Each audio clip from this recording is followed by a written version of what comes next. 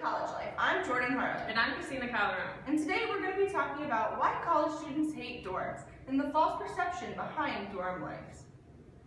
So our first topic for this is dorm bathrooms. And how truly nasty dorm bathrooms are. Honestly, girls at college just don't really know how to take care of themselves, I'm assuming. Well, for me, we share a bathroom since we live on the same floor.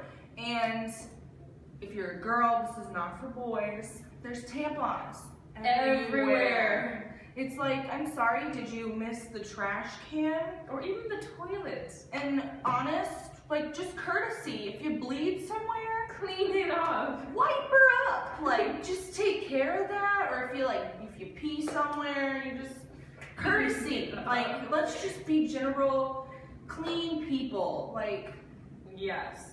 Also, flooding. Apparently half the girls on this floor don't know how to close a curtain. And there's even a sign on our bathroom door that says, shut the shower curtain. But no one knows. We don't know how to shut a shower curtain. And since the bathroom floods all the time, we get what's called a pro rate, which they charge for extra cleaning, and they charge the entire girls section of the floor. Not the boys, because they don't go in there. Even though many girls like us, we shut the shower curtain. Yes.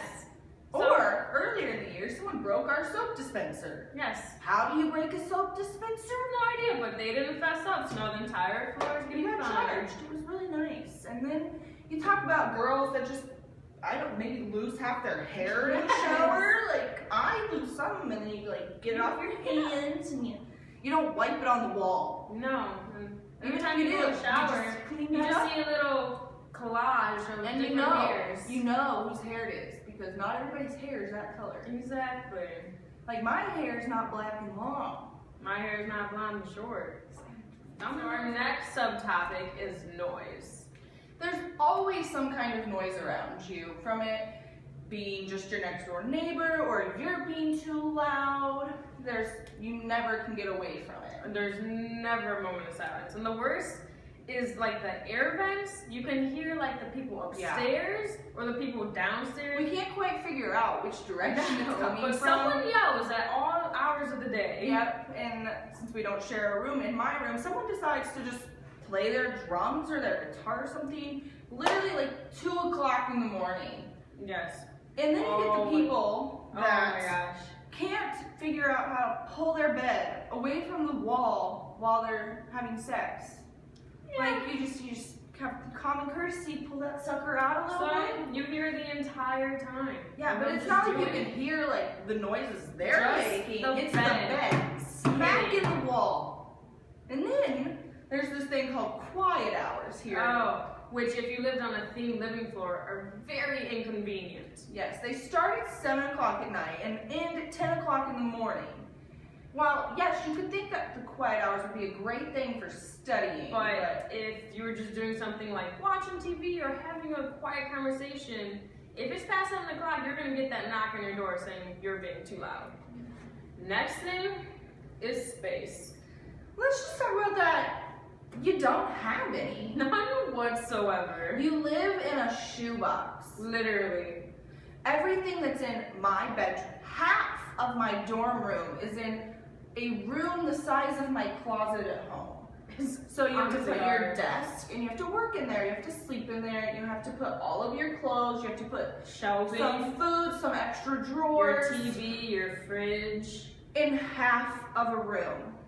And then you get your beds are so close together with your roommate that you can't go anywhere without being right next to them. You both try to go through there at the same time, and you just totally hit each other. There's no possible way. And then you can't change in there without obviously your roommate seeing you, and if you have issues with that, it could be really uncomfortable. And honestly, if you don't and you try to change, you'll just knock a bunch of stuff down trying to put a shirt on because there's no room in the first place. And then you're trying to put your makeup on and you knock some stuff over, or you knock your pencils over, or you can't find something. If something's out of place, it makes your room feel like it's so messy.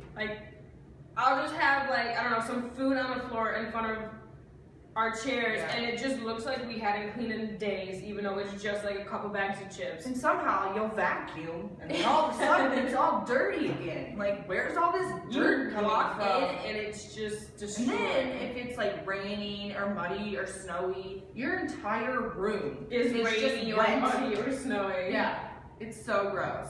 And then you just don't have anywhere to go. Oh, and the worst thing is like putting furniture. Yes. We put a futon in the room and we barely fit anything else. Yeah, and then you're like, okay, so there's 4 people that hang out in there all the time and 3 can fit there. Where's the other one gonna go? Are they gonna sit at their desk all the time? Or are they gonna sit on their bed that's up next to the ceiling? Yes, it's really it's just so inconvenient. And it's like, I get it that they need to make the room small so that so many people can fit in the building, but it's like, a couple inches. Just a little bit more, or a little bit longer. Yes. A little bit wider, just something. Anything so that it's that my butt doesn't touch my roommate's butt when we're trying to both do something. It would just be so much better. Yeah. It just kind of leads to stress sometimes, and like now by the end of the year, you're just so happy to get out of there. You're ready to go back home and oh my god, get all your space back. Get an actual room going. Mm-hmm. Oh. It's gonna be good. It will be. The next subtopic we'll be talking about is private time. You just don't have any. You're just around these people all the time. And don't get me wrong, I made so many friends at the school. And I love all of them. To death. But there's just sometimes you just want to be alone in your room, just thinking to yourself.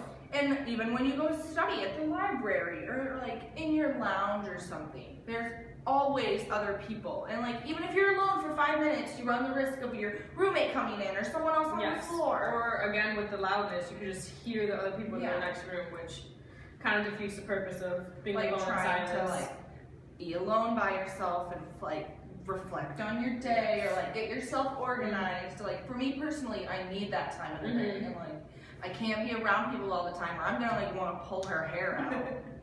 And like this, like she was saying, it causes stress, and that stress is adding on to like your attitude during the day, or like how your grades are. Just it hurts you. It does. For our last topic of the day, we will be talking about roommates, and for this, we will be introducing our friend and special guest speaker, Jennifer Quealy. Yay! Hi Jennifer, and welcome to College Life. Hi guys. First we want to know how you decided what kind of like roommate you wanted to get, like random or like planned out or whatever. Okay, so I went and I did a random roommate, completely random, didn't talk to the girl, didn't find out who she was until like 2 weeks before moving to school. I just felt really awkward with, cause like everybody was like posting in this Facebook group and it was like basically like your online dating, and I was like, I'm not gonna do that. And I know a bunch of people who are a year older than me that did random roommate and everything worked out and they're pretty good friends with their roommates, so I figured I'd just give that a go.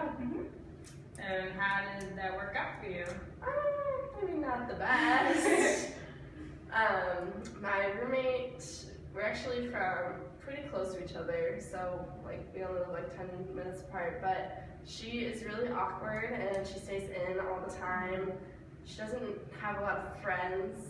She spends the majority of the day in the room and she's either sleeping or like watching Netflix, and she doesn't go out ever and she skips like half her classes.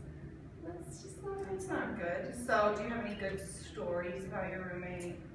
Yeah, so like one of the first weeks of school, like before I even like knew her like at all, like before we were really comfortable, not that we are comfortable, but she said that she had a pocket knife, and like that's not even allowed in the dorms. Like the RAs told us like no weapons, like no pocket knives or nothing like that. Yeah. And she's like, yeah, I sleep with it under my pillow. And I was like, what? Like that's like creepy, like who's gonna like come in, like okay. And then she's like, oh, you probably think I'm gonna kill you with it in your sleep. Yeah, I can see and I was like, okay. And then I didn't sleep in my room for like 3 days. I slept on my friend's chairs. I was too. Yeah, but not really want to be in that room ever. No, it was just really awkward. And I just feel like I can't really go in there and like do like I can't just hang out there because she's like asleep, so I can't like have like any noise. So it causes you extra stress, you would say? Yeah, because like I can't like study in my own room, and like I know a lot of people don't like to study in your room, but like if the weather's bad, like you don't want to like go outside to the library, but I can't like turn the lights on if she's asleep because like that's rude, and I don't want to be like a rude person. Exactly. Well, thank you for coming on our show today. We were very happy to have you. Yeah, thanks for having me. Thank you for joining us today. It was really great seeing you guys, and hopefully you'll join us next time on College Life with Jordan Harlan and Christina Calderon. Bye, guys.